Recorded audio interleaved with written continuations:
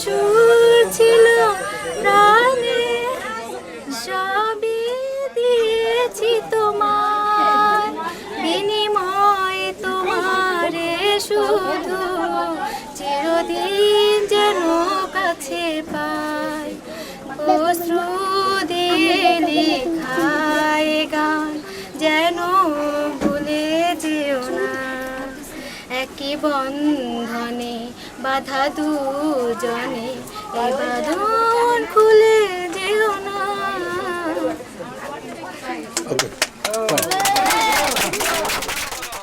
We're talking with some of the beneficiaries of the new water point here that was completed about 3 months ago. And this is Maya. She's a mother of 6 children. And this is her newest child. This is Shubo. He's 35 days old. And Shubo, she told us, means lucky in English. And I say, lucky he is to have a water point. Maya was telling us that all of her children have suffered from diarrhea and other water-related illnesses because they were taking drinking water and bathing in the river. Maya even brought her next oldest child, and he suffered a lot from diarrhea and fever and really to the point where she was very afraid that he would die. And she said that really he has not recovered from that, and we could see the difference when we looked at him. So we hope that Lucky, that Shubo, will not get sick, be a healthy baby.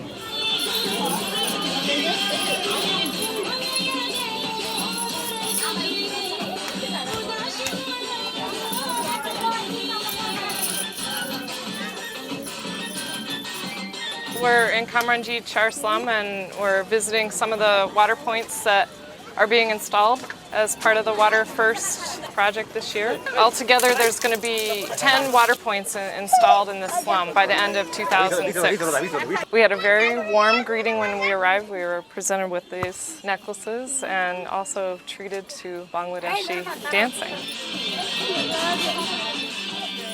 Water is pumped from the well to this 1,000-liter water tank, and then that feeds 2 showers as well as a place to fill buckets for drinking water and washing dishes, water for other domestic purposes.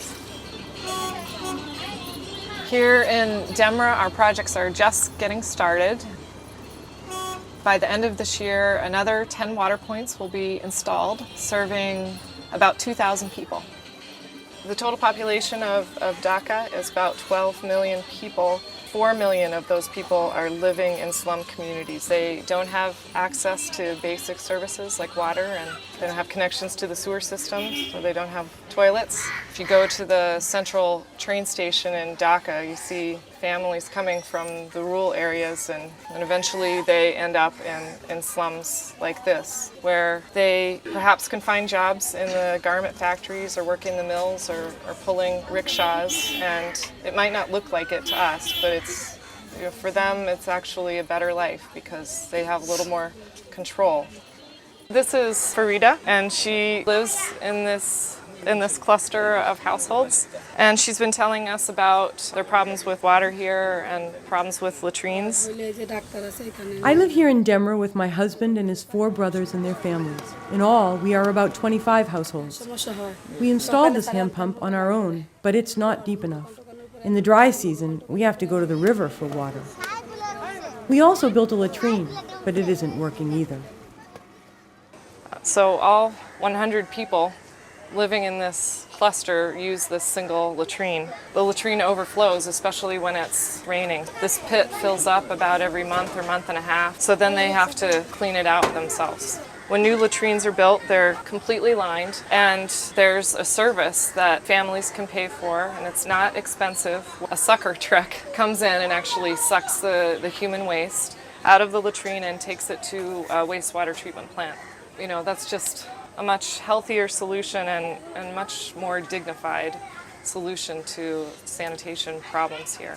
Generally, their kids are sick with diarrhea about once a month, and when I asked them, what do you do when your child is sick, they said that they go to the doctor to get medicine, and that costs about $3 a visit.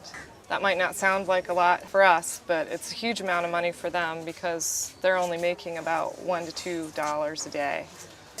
Clean water in a latrine will make a big difference for us. You are the first people who have come here to help us with this problem. Soon, we won't have to go to the river. We will have clean water, and I know my children will be healthier.